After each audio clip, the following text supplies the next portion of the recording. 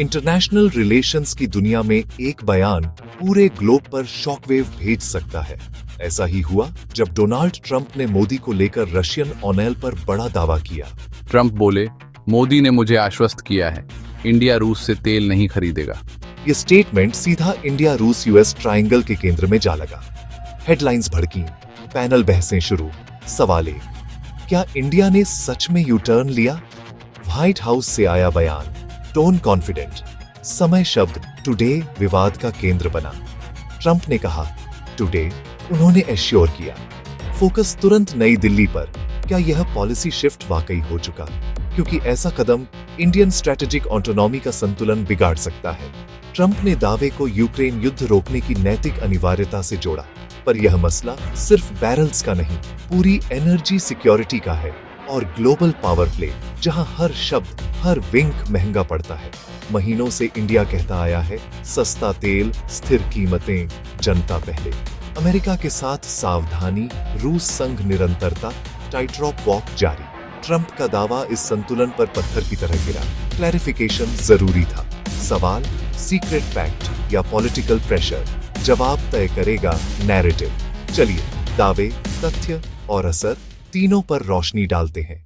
विदेश मंत्रालय ने समय गंवाए बिना क्लैरिटी दी। बयान, कल दोनों लीडर्स के बीच किसी कॉल की जानकारी नहीं, यानी ट्रंप का टुडे इंडियन रिकॉर्ड से मेल नहीं खाता। इसके साथ नैरेटिव पलटा, दावा बनाम डॉक्यूमेंटेड फैक्ट।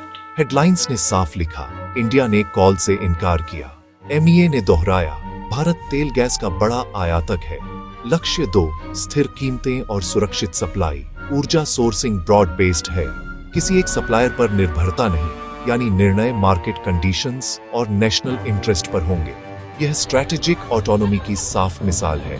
एक तरफ इंडिया रुक जाएगा, दूसरी तरफ ऐसी कोई बात नहीं। दुनिया ने क्रेडिबिलिटी को तराजू पर तौला। इंडिया ने स्पेसिफिक क्लेम से किनारा कर सिद्धांतों को मजबूत किया।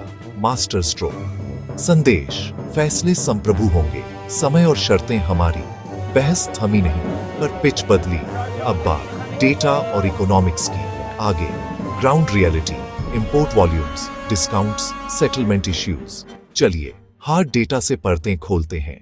केपलर के अनुसार रूस 3.35 मिलियन बैरल दिन एक्सपोर्ट करता है। पीक पर इंडिया अब 1.7 मिलियन बैरल दिन ऑब्जॉर्ब करता रहा। FY 2024-25 में $56 बिलियन की परचेजेस। डिस्काउंटेड बैरल्स ने महंगाई को कुशन दिया, कीमतें स्थिर रहीं। प्राइस कैप ने अनजाने में बायर्स मार्केट बनाया। इंडिया ने लाभ उठाया। खरीद का बड़ा हिस्सा सरकारी रिफाइनर्स से आता है। प्राइवेट प्लेयर्स भी वॉल्यूम शिफ्ट बैलेंस करते हैं। हाल में डिस्काउंट्स घटे, पेमेंट सेटलमेंट्स में अड़चनें आईं। कुछ स्टेट रिफाइनर्स ने रशियन कार्गो टेम्पररी कम किए। यही न्यूआंस दावे को अतिशयोक्ति साबित करता है। पूर्ण रोक नहीं, सूक्ष्म रीबैलेंस। ट्रंप के बयान के बाद ब्रेंट और WTI 1% ऊपर। सप्लाई टाइट होने का रिस्क प्राइस इन हुआ, पर पैनिक नहीं। इंडिया रूसी हिस्से को कहीं और से सोर्स करे तो ग्लोबल बिडिंग महंगी होगी। मार्केट ने वेट एंड सी लिया, नीति कदमों की प्रतीक्षा। इंडिया के लिए हर डॉलर महत्वपूर्ण। पंप प्राइस और महंगाई पर सीधा असर, इसलिए पॉलिसी शिफ्ट्स ग्रेजुअल और कैलकुलेटेड होंगे, एक कॉल में नहीं। यही भू राजनीति, ऊर्जा, अर्थशास्त्र का नाजुक इंटरकनेक्शन है। यूएस का लक्ष्य रूस की युद्ध फंडिंग काटना, मैक्सिमम प्रेशर। संदेश चीन को भी डोमिनो इफेक्ट बनाना। मॉस्को बोला, हम दिल्ली के ऑफिशियल स्टेटमेंट से गाइडेड हैं। इंडिया मल्टी अलाइनमेंट की मास्टर क्लास, 2 नावों में संतुलित सफर। रूस से डिफेंस निर्भरता, किसी अचानक अलगाव की कीमत भारी।